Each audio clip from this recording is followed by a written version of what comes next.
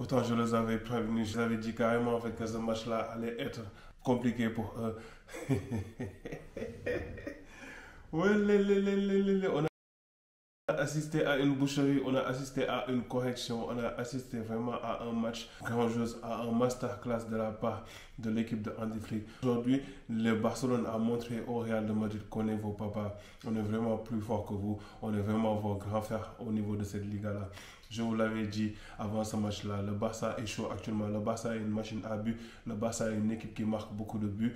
Aujourd'hui, il a prouvé encore en deuxième mi-temps sur ce match-là, parce que lui, il y a eu beaucoup de faits de jeu qui sont passés pendant ce match-là, mais la plupart des occasions, les actions les plus importantes se sont passées en deuxième mi-temps. En première mi-temps, on a eu un Real qui est venu avec Mbappé. Ils ont su penser avoir la clé pour contrer ce Barça-là. Mais aujourd'hui, il faut le dire carrément, en fait, ce Barça-là a une vraie équipe, ce Barça-là a un vrai entraîneur et ce Barça-là tourne au régime. Que ce soit offensivement comme défensivement, on est parfait. Les pièces d'hors-jeu sont maîtrisées à la perfection. Les contre-attaques, les jeux de transition, les passes en une touche, deux touches, les passes cloches, tout passe à la perfection. Aujourd'hui, le Barça a sorti une masterclass à l'extérieur, au Santiago Bernabéu. Non. Hier, on les a tapés. On a vraiment tapé, j'étais dans les émotions. Je suis vraiment ému, je suis vraiment content de ce que je vois de ce début de saison du Barça. Et c'est un peu logique en fait, il faut dire la vérité. Moi je vous dis carrément, ce match-là, comment ça s'est passé, c'est très logique. Le Barça avait tous les armes nécessaires pour gagner ce classico-là. Ça fait 4 classicos, on n'a pas gagné contre le Real. Mais ce classico-là, j'étais serein. Avant le match, je me suis dit carrément que ce Barça-là, avec comment on a joué contre le Bayern de Munich, avec la confiance qu'on a actuellement, avec les joueurs qu'on a actuellement en forme, il n'y a aucune équipe qui peut nous résister. Il n'y a même pas le Real de Remontada, le Real où les autres équipes, ils ont peur. Parce qu'il faut dire la vérité en fait, le match contre Dortmund est un match trompeur. Dortmund a eu la trouille en deuxième mi-temps, ils n'ont fait que défendre en deuxième mi-temps. Alors que quand tu joues contre le Real, tu ne dois pas défendre, tu dois toujours continuer à attaquer. Vous l'avez vu au niveau du match là, normalement le match devait terminer par 6-0 si Lewandowski marquait ses doublés. On va commencer par le début. Au niveau du classement, au niveau de la composition, le Barça est venu avec la même composition que le Bayern. Aujourd'hui, Fermin Lopez a joué en 10, mais Fermin Lopez n'a pas fait une très bonne première mi-temps. Pour moi, la première mi-temps du côté Barça a été très moyenne, surtout au niveau des attaques, parce que les joueurs n'arrivaient pas à se trouver. Les joueurs, ils étaient un peu crispés. Peut-être c'est dû à la fatigue ou peut-être c'est dû aussi au fait que le Classico, c'est un match lourd. Les joueurs, je les sentais à un moment donné crispés. Ils n'étaient pas à l'aise, ils n'étaient pas free comme les autres matchs. Après, c'est normal, toujours contre le Real à Santiago Bernabéu. C'est un match référence, c'est un match que tout le monde regarde. Donc aujourd'hui, Fermin Lopez, il n'a pas fait un très bon match, il n'a pas fait une première mi-temps. Même Lamine Yamal au début n'a pas fait une première mi-temps. Mais en deuxième mi-temps, les joueurs se sont réveillés. Et en deuxième mi-temps, il y a quelque chose qui a changé la donne. C'est la rentrée de Frenkie de Jong. Frenkie de Jong, dès qu'il est rentré, il a stabilisé ce milieu-là. Pour moi, Hansi Flick, il a gagné le match, il a gagné la bataille sur ce changement-là en fait. Mais revenons un peu sur la première mi-temps. Comme j'ai dit, sur la première mi-temps, le Real de Madrid a très bien joué. Ils ont eu les meilleures occasions. Ils ont eu l'occasion de Vinicius Junior. Vinicius Junior, il pouvait marquer. Il a tout fait bien, mais il a pêché sur la finition. Kylian Mbappé, il a marqué son but. Il a pensé que voilà, il faisait son calme, il faisait comme ça et tout. Il a pensé qu'il allait marquer. Mais heureusement pour nous, c'était hors-jeu. Donc, défensivement, on a bien maîtrisé ce match-là parce que Mbappé, sur le match, il a eu 8 hors-jeu. Ce qui n'est pas normal en fait pour un joueur de ce calibre comme Mbappé. Mais défensivement, le Barça a été au top. Le match contre le Bayern, si tu regardes ce match-là, tu te dis sincèrement, si on joue contre le Real de Madrid et qu'on a ce même piège d'hors-jeu-là, peut-être Vinicius Mbappé, ils vont se régaler, mais on les a donné 50 mètres, les amis, on les a donné 50 mètres, ils n'ont même pas pu marquer 1-0. Donc, première mi-temps très compliquée, première mi-temps très tactique parce que le Real a bien défendu, le Real a bien aussi contré les sorties de balles du FC Barcelone, mais en deuxième mi-temps, il faut l'avouer, l'équipe a monté de régime. En deuxième mi-temps, comme j'ai dit, Frenkie de Jong, il est venu, il a changé beaucoup de choses, il a stabilisé le milieu, on a fait monter Pedri en haut et Marc Casado est devenu libre. Marc Casado, au niveau du double pivot, c'est le joueur, c'est le milieu de terrain qui pouvait porter la balle, qui devait faire le rôle de Pedri. Donc, au niveau de la deuxième mi-temps, là, le match était serré. Marc Casado, comme j'ai dit, qui remplace Pedri. Mais Marc Casado, il a fait un très bon match. Il a fait un match exceptionnel. Il a rempli son rôle. Ce qu'on lui demande au niveau de cette deuxième mi-temps, là, c'est ça qu'il a fait. En plus de stabiliser le milieu, en plus d'être très fort au niveau de la récupération, aujourd'hui, lui qui sort cet amour de passe, cette assist magnifique, cette passe que moi-même je ne voyais pas en fait cette passe-là, parce que ça c'est des passes à la Messi, c'est une vision de Messi, mais aussi l'appel de balle de Lewandowski. Mais il faut aussi le dire que la défense du Real de Madrid a été vraiment catastrophique. A été vraiment catastrophique. Sur ce genre de match-là, tu ne peux pas avoir ce genre d'alignement-là. Bien sûr, Lewandowski face à face devant Lonin. Parce qu'il faut le dire, ce n'est pas Courtois, c'est Lonin. Parce que si on jouait contre Courtois, peut-être les joueurs ils vont avoir un peu la trouille. Mais aujourd'hui, tu as un joueur comme Lewandowski qui a 36 ans. Lewandowski, c'est un joueur qui a prouvé partout. Il a fait des choses extraordinaires. Il est le troisième meilleur buteur de la Ligue des Champions. C'est face à face, il ne va jamais les rater. Il ne va jamais les rater. Le plus important dans ce genre de match-là, c'est de marquer le premier but. Et c'est ce qu'on a fait. Magnifique but de Lewandowski. Et le Real de Madrid n'arrive toujours pas à trouver la solution. En fait, le Real de Madrid joue toujours en profondeur avec un Kylian Mbappé qui est impatient. Aujourd'hui, je suis désolé et tout, mais c'est Kylian Mbappé qui rate tout en fait. Kylian Mbappé, soit il est hors jeu, il marque, il est hors jeu, ou soit il ne marque pas, le gardien sort la balle. Iñaki Peña aujourd'hui, il a été exceptionnel, mais au-delà de cela, il faut dire que Kylian Mbappé, en ce moment, il est en dépression, il est anxieux, le joueur, on ne le reconnaît plus, c'est pas le Kylian Mbappé qu'on avait l'habitude de voir, un joueur clinique. Aujourd'hui, Kylian Mbappé, sur ce match-là, il a été décevant. C'est normal en fait, tous ces critiques-là, c'est normal qu'actuellement tout le monde se tape sa tête, mais aussi il faut dire que Ancelotti, il n'a pas réussi son pari sur ce match-là. Tactiquement, il n'a pas su bouger cette équipe du Barça. Donc le fait que le Real n'arrive pas à avoir une occasion pour marquer, cela permet au Barça d'être en confiance, cela permet en fait aux joueurs d'avoir cette mobilité-là.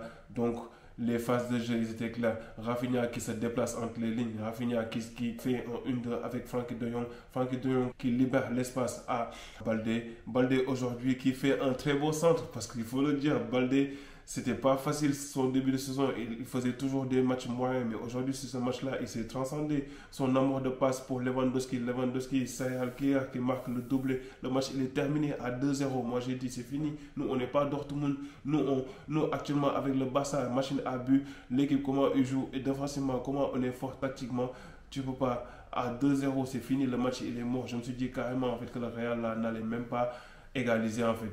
N'allait même pas égaliser parce que tellement qu'ils vont nous laisser des boulevards, ils vont nous laisser des espaces et on va les exploiter. Et c'est ce qui s'est passé en fait au niveau de ce match-là. Dès 2-0, tu vois carrément en fait que le Real ne voulait que égaliser. Le Real était là en train de pousser et nous on avait les boulevards. Et aujourd'hui, la force du Barça, c'est que c'est plus le Barça de Tiki-Taka, le Barça de Xavi, le jeu, possession stérile, tout ça. Non, on a une équipe qui est forte en contre-attaque, qui est forte en transition rapide. En deux passes, on est devant tes camps en fait. Le troisième but de Lamine Yamal, encore une fois, extraordinaire sortie de balle, extraordinaire qui fait la passe, Rafinha qui fait ce qu'il donne à Lamine Yamal. Lamine Yamal aujourd'hui qui marque avec son pied droit. Lamine Yamal qui marque avec son pied droit sur un classico et qui vient et qui dit calma, calmate, calmate, c'est moi. Lamine Yamal il est là pour fermer les bouches. Il a 17 ans le petit, il est encore jeune, il n'a encore rien fait. Il va avoir ses ballons d'or. Et sur ce match-là, il était en mode mission. Comme durant toute la semaine, il l'a dit au niveau de son post Instagram. Mais tu vois carrément que le joueur là, il a faim, que le joueur là, il est en quête de quelque chose. Qu'en fait, les joueurs là, ils avaient à cœur de gagner ce classico là. Parce que ce classico là, c'est pour nous les supporters, c'est pour nous les Catalans. Et sincèrement, je suis vraiment content du contenu, de la manière que l'équipe a joué. De tout le monde en fait, tout le monde a été au rendez-vous. Les joueurs, ils ont respecté la consigne du coach carrément. Les joueurs en attaque, ils ont été efficaces, cliniques comme d'habitude. Le Barça, c'est une machine à but. Nous, il ne faut pas 2-3 occasions pour marquer. Lamine Yamal aujourd'hui qui marque avec le pied droit. Et la célébration de Lamine Yamal, c'était pour Vinicius Junior. La célébration de Rafinha, c'était pour Mbappé. Donc en gros, les joueurs, ils étaient en mode mission.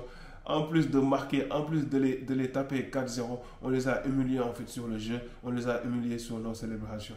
Donc aujourd'hui, le Barça a montré carrément sa supériorité. Le Barça a montré qu'on est les maîtres de cette Liga-là.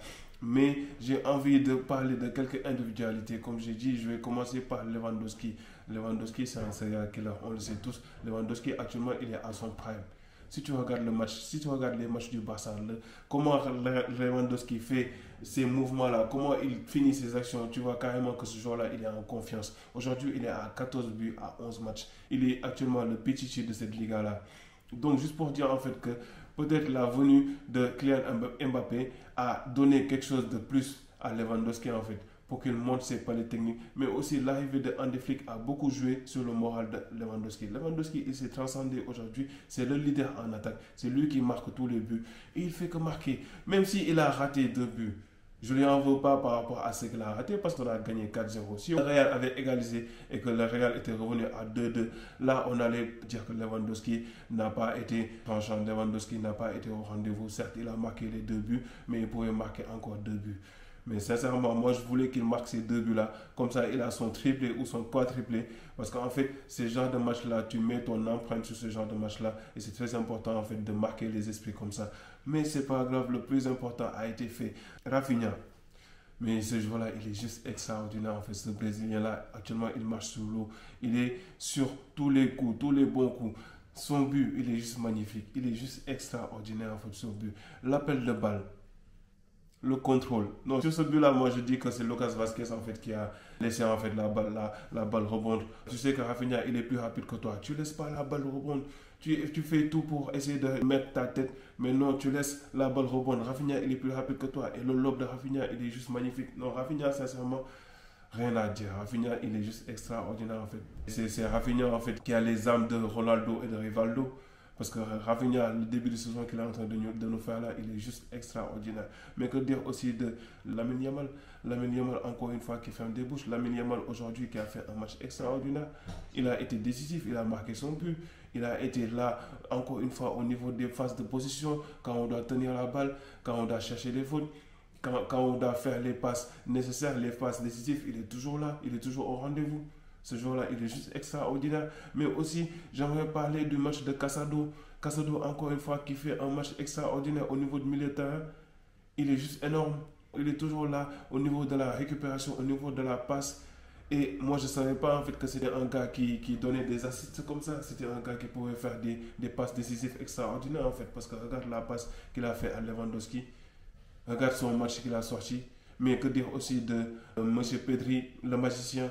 Il ne sort pas de l'école barcelonaise, Pedri, je ne sais pas où on l'a trouvé et tout, mais le gars là, c'est un génie, c'est un magicien. Ce qu'il fait avec le ballon, c'est juste incroyable.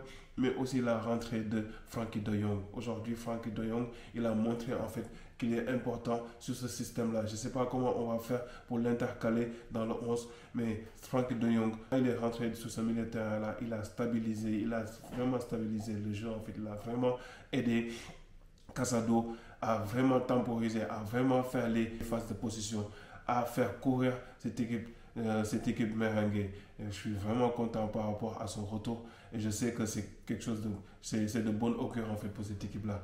Mais j'aimerais aussi saluer aujourd'hui la défense de Inigo Martinez, la défense de Pau Kubarsi et de Jules Koundé et de Baldé. En fait, toute la défense et même Iñaki Peña. Parce qu'aujourd'hui, tout le monde a été au rendez-vous, tout le monde a été top.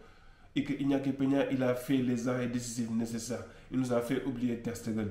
Actuellement, Chesney, je ne pense pas que c'est lui qui va être gardien numéro 1. Parce qu'en fait, dans une équipe, tu as besoin de concurrence. Et la concurrence saine, c'est quelque chose de très important. Aujourd'hui, Iñaki Peña, il a fait un très bon match. Il a bouffé tous ses face-à-face avec Mbappé. Donc, sincèrement, il mérite de continuer. Maintenant, au niveau de la défense, Inigo Martinez, il fait un début de saison extraordinaire. On ne parle pas assez de lui, mais sincèrement, sur ce match-là, tu vois carrément en fait, que c'est un génie tactique.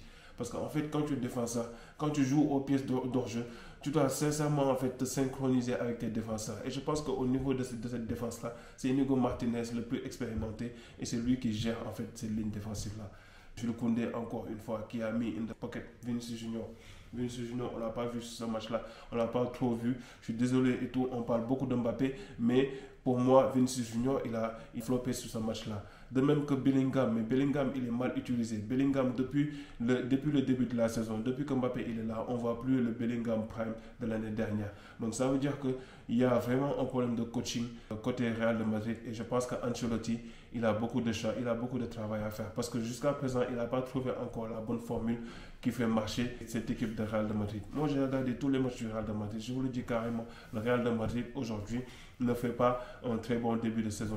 Parce qu'ils n'ont pas encore trouvé cet équilibre-là. Ils n'ont pas cet équilibre-là au milieu, ils ne l'ont pas aussi en attaque. En attaque, on voit que la plupart des occasions, c'est à chaque fois en fait des occasions individuelles. un joueur qui veut toujours prendre la balle, qui veut toujours dribbler et marquer. En fait, ce Real-là doit beaucoup travailler, surtout sur l'aspect offensif. Sur ce début de saison-là, tu vois carrément, en fait, il n'y a pas photo entre ces deux équipes-là. Et ça, c'est juste une confirmation, en fait. Nous, les supporters du Barça, on le voyait parce que nous, le Barça, quand tu joues avec nous, c'est tarif 4 minimum. Aujourd'hui, c'est tarif 4. Et quand tu es le Real de Madrid, tu n'es pas bien, je ne vais pas dire physiquement, mais tu n'es pas bien en fait au niveau de l'équilibre de l'effectif. Mais ça va se voir sur ce genre de match-là. Parce que tu auras tes occasions, tu auras tes temps forts, tu ne les as pas marqués parce que le piège du hors-jeu a été bien fait. Mais le Barça a eu ses temps forts et a marqué tous ses buts. Donc c'est ça la différence aujourd'hui entre ce Barça-là et ce Real de Madrid-là. Dans l'ensemble, c'est vraiment un match très plaisant. Moi, je suis vraiment content tellement le match a été maîtrisé à la perfection. Tellement ce Barça-là est en train de faire taire les bouches. En 3 mois, Hansi Flick, ce qu'il a fait avec cette équipe-là, c'est juste du génie. C'est juste quelque chose d'extraordinaire. Il faut encore saluer la gestion, le courage, le mental, tout ce que Hansi Flick est en train de faire avec cette équipe de Barcelone-là. Parce que c'est pas facile. Il aligne presque 7 joueurs qui sont de la Masia, 7 joueurs qui ont moins de 21 ans et qui jouent un football offensif, un football grandiose, un football qui fait rêver, un football où il y a beaucoup d'occasions, où tout le monde prend du plaisir. Parce qu'aujourd'hui, le Barça, c'est la différence entre le Real. Au niveau du Barça, tout le monde prend du plaisir, tout le monde a envie de jouer pour tout le monde. Alors que je vois qu'au niveau du Real de Madrid, il y a quelques tensions, il y a quelques querelles. Je ne vais pas dire qu'il y a une crise. Je ne sais pas s'il y a une bonne relation entre Vinicius Junior, entre Mbappé et entre Bellingham. Sincèrement, ça ne se voit pas en fait. Donc, contrairement au Barça, tu vois carrément en fait que l'ambiance est là, le groupe vit bien, tout le monde joue pour tout le monde et c'est vraiment quelque chose de grandiose. C'est vraiment quelque chose d'extraordinaire. Aujourd'hui, Hansi Flick, encore une fois, merci. On continue comme ça. Je pense que la Liga, actuellement, on a pris une grande option pour gagner cette Liga-là. Tout le monde a peur de nous. Le Barça a fait actuellement terre. Tout le monde, on a tapé Bayern, on a tapé Real dans la même semaine. Vous voulez quoi encore? Vous voulez quoi? On est vos papas? On est plus fort que vous. Manchester City, amenez ce que vous voulez, on va vous taper. Donc, sincèrement, très bon match de la part du Barça. Et beaucoup d'enseignements sur ce match-là. Et c'est un classico. On l'a gagné à la manière, on l'a gagné à l'extérieur, à Santiago Bernabéu, avec des buts extraordinaires, un spectacle extraordinaire, avec un jeu vraiment magnifique. Encore une fois, merci aux joueurs, merci à Hansi Flick. Donc c'était tout pour moi les amis, n'hésitez surtout pas à dire dans vos commentaires qu'est-ce que vous avez vu par rapport à ce match-là, vos ressentis, c'est qui vos tops et vos flops. Comment Mbappé peut s'intégrer avec cet hors-jeu-là, parce qu'on m'a dit que jusqu'à maintenant Mbappé il est toujours hors-jeu. Comment Ancelotti va faire la différence pour pouvoir renverser ce Barça-là, parce qu'aujourd'hui on est bien parti pour gagner cette Liga-là. En tout cas, dites-moi tout dans les commentaires et à la prochaine pour une nouvelle vidéo. Allez, tchuss.